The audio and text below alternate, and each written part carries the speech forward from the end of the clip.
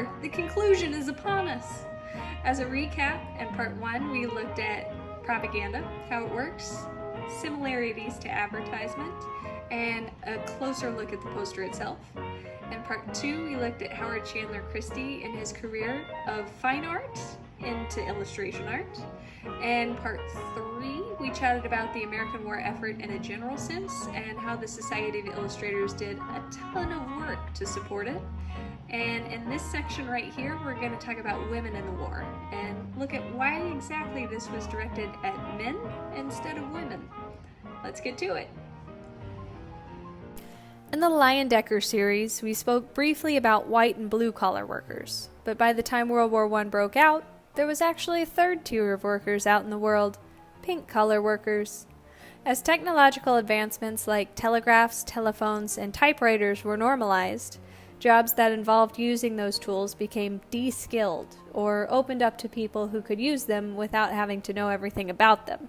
Like, you don't have to be Bill Gates or Steve Jobs to watch this video online.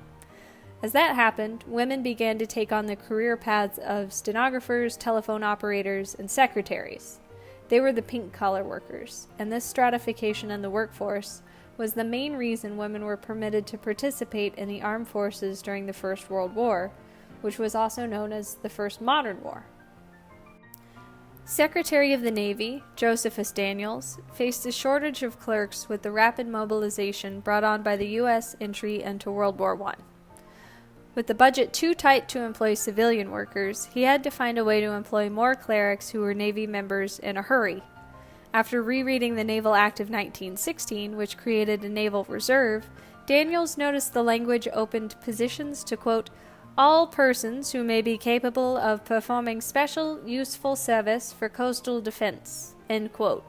Meaning, as Daniels argued personally, women were not barred from naval service.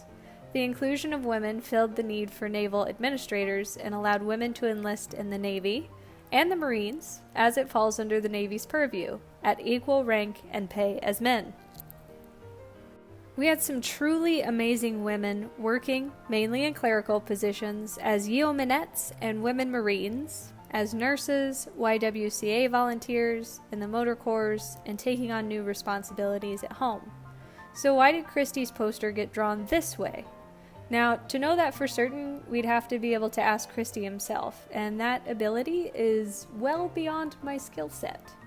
But I think it had to do with the tricky position women held at the time he drew it.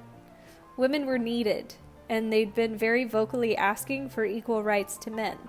And change can be flat out scary and weird, and it's hard to know if the step being taken is a good one or a bad one. Acknowledging that women were important when they didn't have basic rights, like the ability to vote, was a tricky situation. How do you tell someone they're important without letting them know that they are really important? Through posters like this one, that downplay women's new significance and emphasize a traditional way of thinking. Times of war, though, are game changers. Some aspects of culture swing wide, and sometimes cultural progress gets jerked back into a safe comfort box. Sometimes both, usually either very rapidly. Many of the women calling for equal rights set aside their political agendas to support American war efforts and help however they could. Women who aided at home and abroad were incredibly smart, driven, and hardworking. To read more about women's experiences, I'd recommend Susan Zeiger's book, Uncle Sam's Service, Women Workers with the American Expeditionary Force, 1917 to 1919, or some of the memoirs that were published, like Julia C. Stimson's Finding Themselves, the letters of an American Army chief nurse in a British hospital in France, or Catherine Morse Duncan's The Uncensored Letters of a Canteen Girl. These books all assert that women were permitted to fill new roles, and they chose to prove themselves in spite of constraints built into their positions or placed on them by circumstances or the men around them. They not only did their jobs, but these women performed them beyond anyone's highest expectations. Women were so integral in supporting American war efforts, though, that President Wilson spoke to Congress advocating for the 19th Amendment.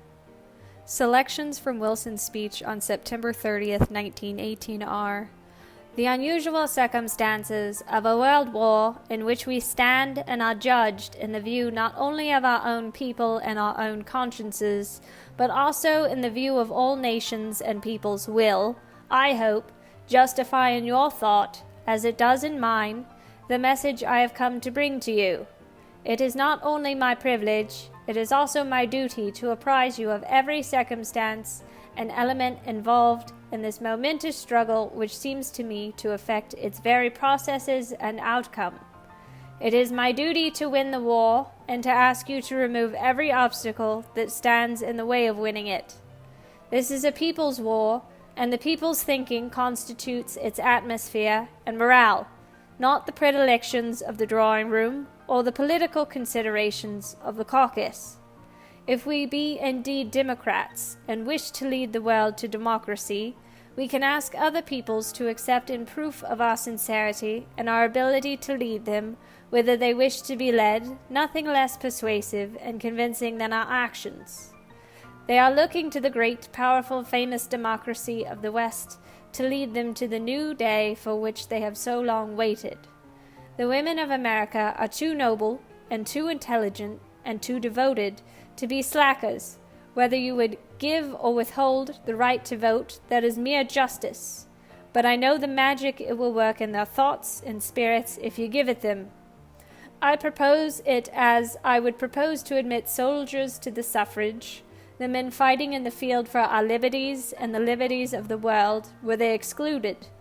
The tasks of the women lie at the very heart of the war, and I know how much stronger that heart will beat if you do this just thing and show our women that you trust them as much as you in fact and of necessity depend upon them."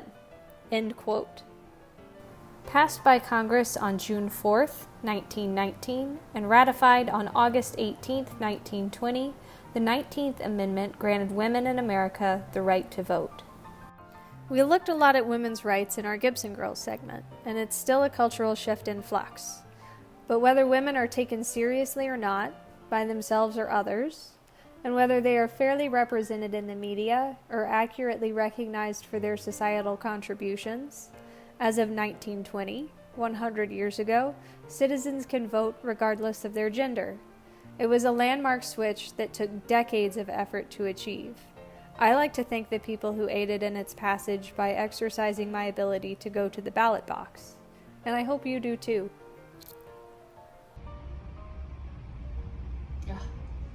Gotta straighten my shirt there.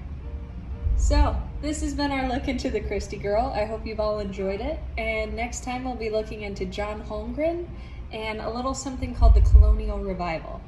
Until next time.